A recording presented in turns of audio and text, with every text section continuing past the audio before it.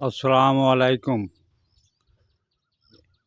দরগাপুর প্রতিদিন YouTube channel পেজের পক্ষ থেকে আপনাদের শুভেচ্ছা ও স্বাগতম।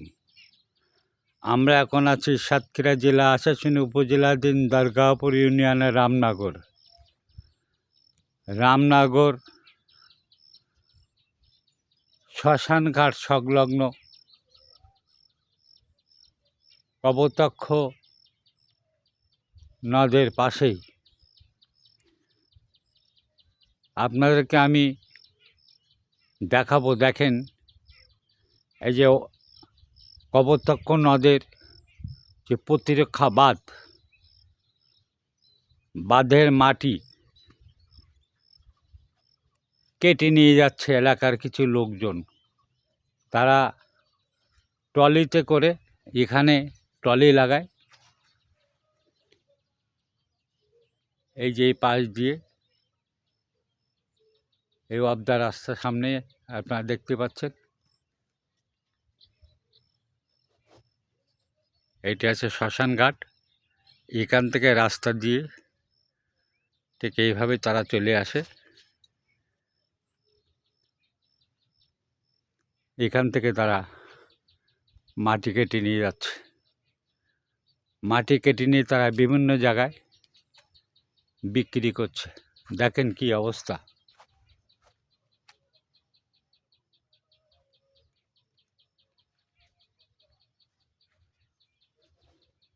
আমি আপনাদেরকে সেই চিত্র দেখাচ্ছি।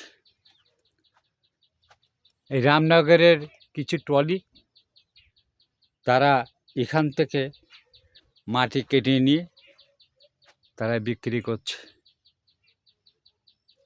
আমরা জানি কারা এহেন কাজ করছে, তবুও এলাকাবাসী, এলাকার লোকজন তাদের ভয়ে মুখ খুলতে পারে না। দেখেন এই চাকা, এই গাড়ির চাকা চলে গেছে, পথ পড়ে গেছে।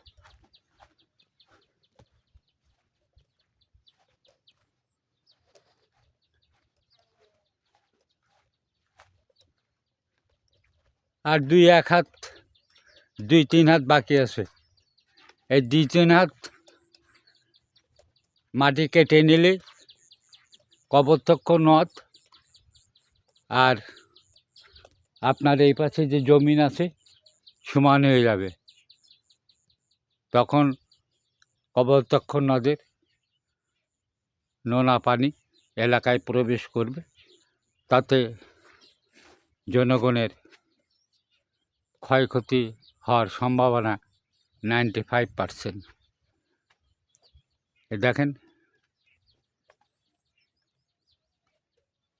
কুদালের কোপ,